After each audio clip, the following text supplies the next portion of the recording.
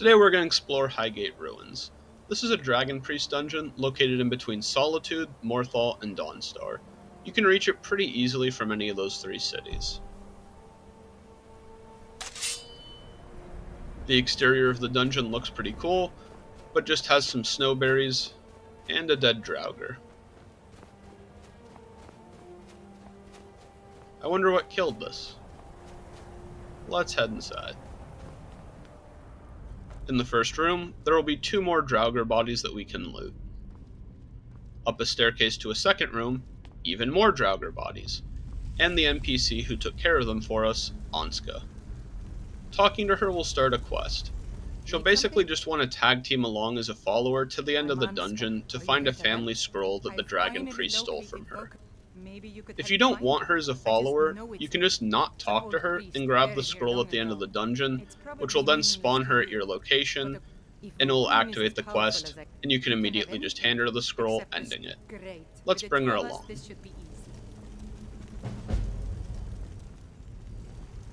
In the first room past Anska, we'll find three Draugr. There's a melee Draugr, a magic Draugr, and a ranged Draugr. Something to consider in this dungeon is Olga! Well, she's a mage. Be mindful of her AoE spells, as they can damage you and followers, and if they hit followers, they'll sometimes aggro to Anska. Let's explore the loot here before she burns it all down. We'll find a Draugr on an altar in the middle of the table, and to the right, a coin purse and some large sacks. There will be two urns down here, as well as a chest. As we head up the ramp, we're going to start by going left. Here we'll find a skeleton and a skill book for destruction magic, which Anska clearly doesn't need. In the middle of this top section, we'll find 4 potions, a soul gem, and a one-handed sword. There should be 4 random potions here. If you find less, just look around the room, because Anska might have knocked them down.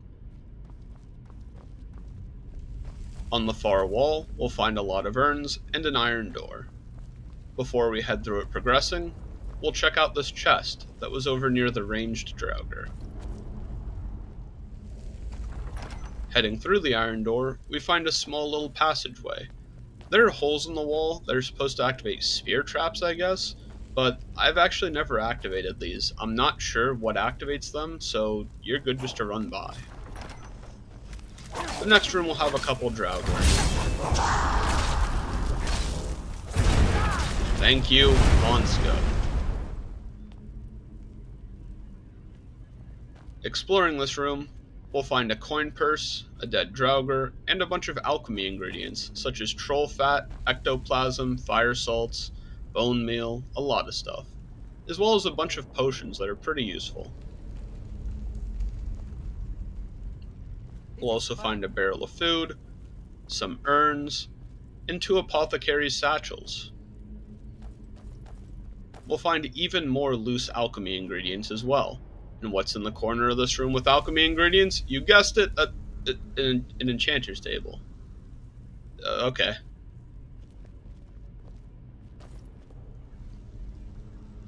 Leaving this room, we'll find a pretty obvious pressure plate.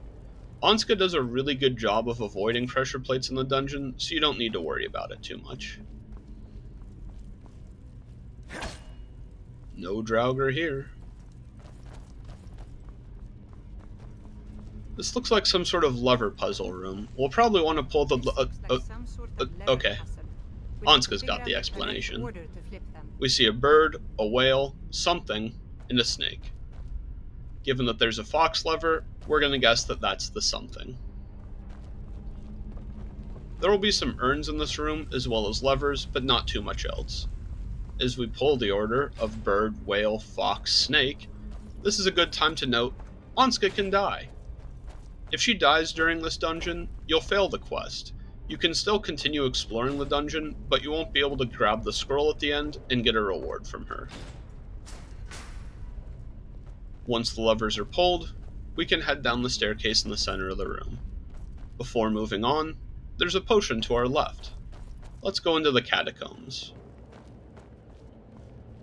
we'll find a sleeping draugr to the left, and another staircase even farther down.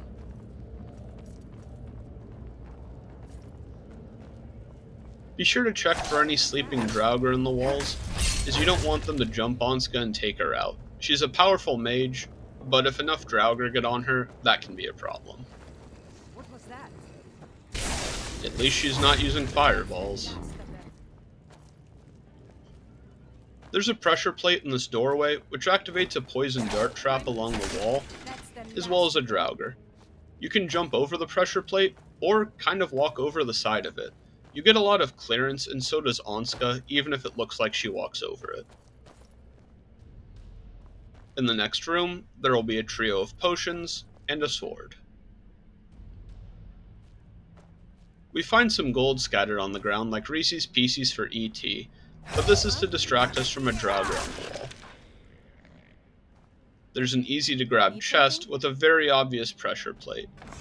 Stepping on the pressure plate activates some spears in the wall.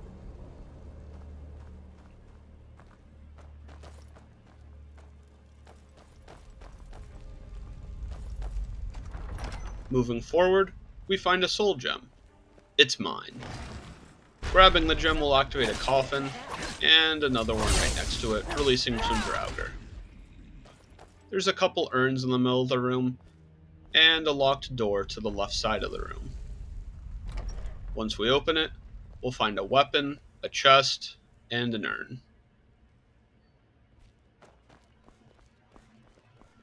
Moving along, we'll find a pretty large corridor. Before this corridor, 2 potions. There will be a bunch of pressure plates in here. They activate the next section past these little raised floors for spear traps. And the last section activates a dart trap that's near the door. The pressure plates right in front of the door will also activate the dart trap. Again, Anska will dodge these pressure plates pretty well, so just be sure you're not stepping on them and hitting her with the traps. Coming up, we'll find another small room with a lever. Pulling it activates the right door with a draugr, and another lever. This activates the door on the other side of the room with a draugr, and another lever. Very difficult puzzle. Pulling this lever activates another gate, allowing us to move forward. We'll find a ton of potions, a helmet, a shield, and a 2-handed weapon, so be sure to grab everything you can or everything you want. And we'll head to Vokun's throne room. Before reaching a double door, we can look to the left and find a trio of ultimate potions, one for every stat, and some urns. The doors will open and Vokun will spawn. It's actually a pretty easy fight, as you can use the pillars in the middle of the room to kite him, and Anska does a pretty good job of sending damage his way, as he usually aggroes you, so if you need to, just use the pillars and let Anska do damage. We can loot Vokun and find his titular mask.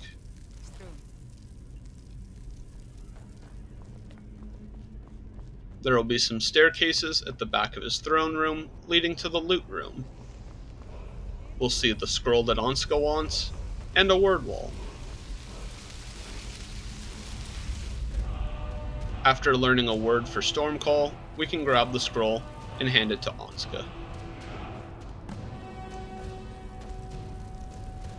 As a reward, she'll give us a special tome for conjuring a flaming familiar, basically a familiar wolf that just runs in on fire and explodes on enemies. This is a unique conjuration spell, and it's pretty cheap to cast, which is nice. There's a lot of urns here, where we can find some gold, some gems, and maybe the ashes of Anska's family, so go ahead and loot them all. On one side of the room, we'll find more urns and a small chest.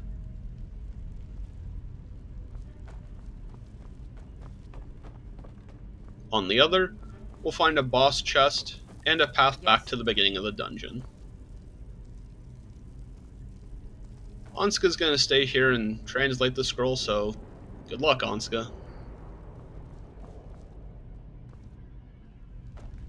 As we loop back to the beginning of the dungeon, we'll pull a chain, and we'll be on a small little balcony. There's not too much of note here, but there's some bone meal, a sack, an urn, and there's always Nightshade to your left. Once you've grabbed everything you want, you can go ahead and jump off the balcony, and we'll be in the room where we first met Anska. Highgate Ruins is now complete, and Anska has her scroll.